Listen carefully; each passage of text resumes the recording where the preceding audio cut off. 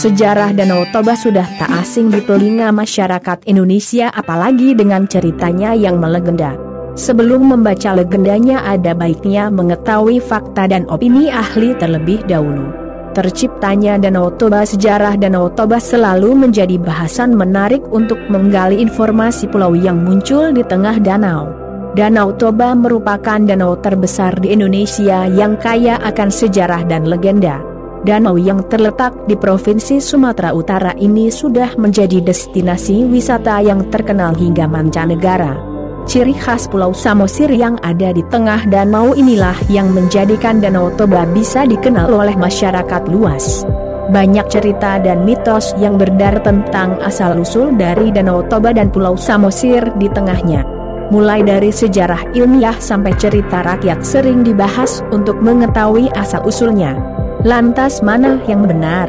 Tidak ada yang tahu dari mana Pulau Samosir berasal, akan tetapi berikut ini beberapa cerita dan opini yang dikembangkan mengenai Danau Toba dan Pulau Samosir.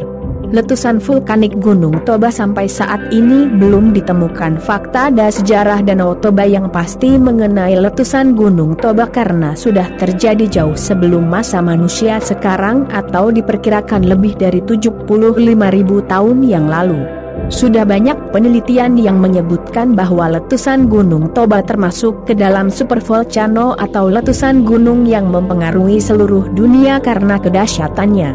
Opini ini diungkapkan dengan banyaknya penemuan partikel yang sejenis dengan abu vulkanik Gunung Toba di berbagai belahan dunia, bahkan sampai kutub utara. Bill Ross dan Craig Chesner mengungkapkan bahwa letusan Gunung Toba berdampak pada kepunahan 60% spesies yang ada di bumi dengan lontaran debu vulkanik mencapai 10 km dan memuntahkan 2.800 km dua material vulkanik dari dalam Gunung Toba.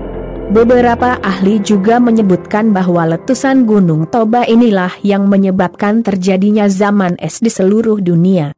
Beberapa peneliti sampai berekspedisi ke wilayah utara India untuk mencari kebenaran akan adanya letusan supervolcano yang berasal dari Gunung Toba. Faktanya ditemukan 2.100 titik kecocokan antara partikel debu vulkanik Gunung Toba dengan partikel debu vulkanik di negara tersebut dengan berbagai bukti yang kuat.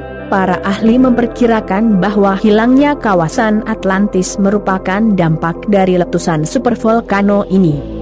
Letusan yang dahsyat menyebabkan sebuah rongga yang besar pula pada sisi ujung Gunung Toba.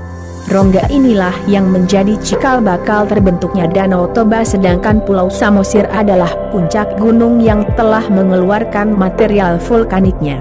Dulu Pulau Samosir masih menyatu dalam daratan Sumatera meskipun hanya sebagian kecil, sehingga jika seseorang berlayar di Danau Toba harus berputar arah untuk mengelilinginya. Adanya daratan yang masih menempel di daratan Sumatera membuat Samosir belum bisa disebut dengan pulau.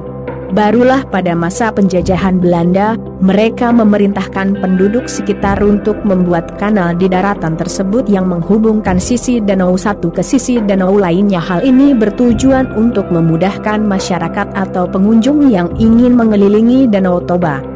Dengan dipisahkannya daratan tersebut, maka Samosir resmi menjadi pulau tersendiri di wilayah Sumatera Utara.